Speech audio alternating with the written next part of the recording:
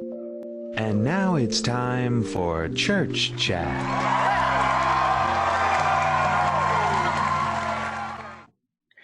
Welcome, friends, to this edition of Church Chat.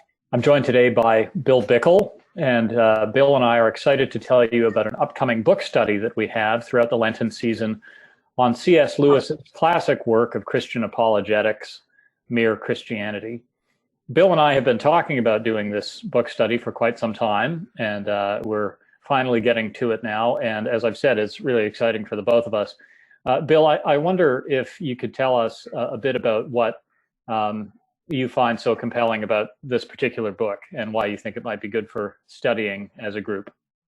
Well, thank you. This book's important to me personally, but also, I guess, professionally, because it really gets at the heart of what we do in the church and what we believe and how we believe and how we go about that.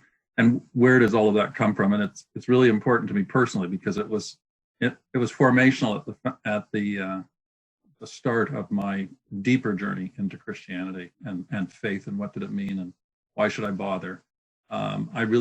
I sort of came from a logic perspective. I wanted it to make sense to me. And when I read Mere Christianity, it's just, wow, did it ever make sense? Lewis is an English prof, so he writes beautifully, but it's really accessible. And so, yeah, it's just an awesome book. And I've read it probably 5 or 6 times over the last 30 years, and it's just fresh every time. Yeah, I agree.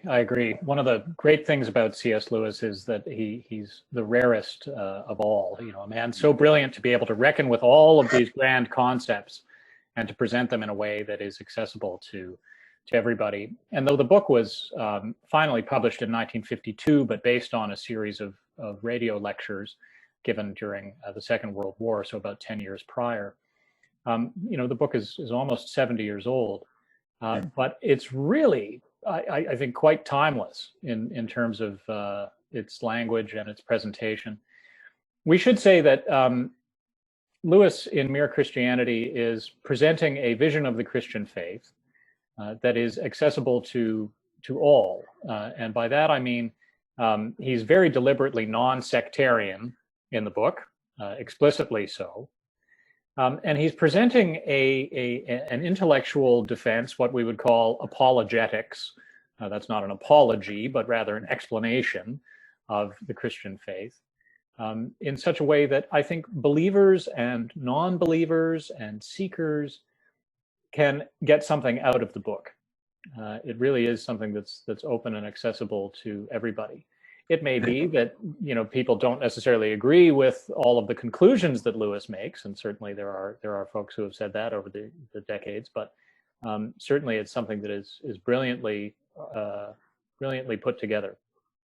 One of the things that appeals to me, and I think might appeal to people who join the study, is that he wasn't really a theologian. I mean, he describes himself as not one. As I say, he was an English prof at I guess he was at Cambridge second, I think, and Oxford first. Beautiful writing. And so it's a pleasure to read and a pleasure to discuss. And it really gets at the heart of who we are.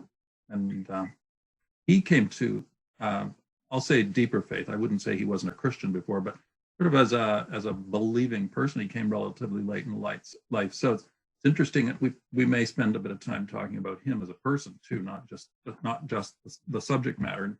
He lived quite a full life too, and had his ups and downs and hardships and so on. So maybe we'll touch on those a little bit too. He's a real guy. Very much so, yeah. And he's the first to admit it. and there's there's quite a lot of him in the book, because any story I think that really goes deep into a person's faith is going to necessarily touch on the particular ways that God has worked in their life. And yes, so he is somebody who actually at one point was explicitly not a Christian, other than in a sort of vague cultural sense, as I suppose most folks living in the early part of the 20th century were in Great Britain. But he came to faith, and not least through the example of many of his friends, including J.R.R. Tolkien, who regretted that Lewis never went all the way, as Tolkien would have thought of it, into Roman Catholicism. But Lewis was was an Anglican, and he says neither particularly high nor particularly low, you know, an unremarkable churchman. And again, he's presenting in that, you know, the title of the book, Mere Christianity. That's really his goal, I think, is to present a baseline, non-sectarian vision of the Christian faith that doesn't depend particularly on denominational formulations, but is accessible to everybody. But in that sense, Lewis, I think, is one of the very, I've used the word rare already, but I'll use it again. He's one of the very rare figures who is read universally by Christians of every stripe. Roman Catholics and Anglicans and Orthodox and Protestants and evangelicals all gravitate towards Lewis because he has that very generous way of putting things. So we do invite you to join us for this conversation, and we're very excited to convene a group. We'll be joined in this by some of our friends from St. Mark's Church, and I'm hoping from St. Paul's Perrytown as well.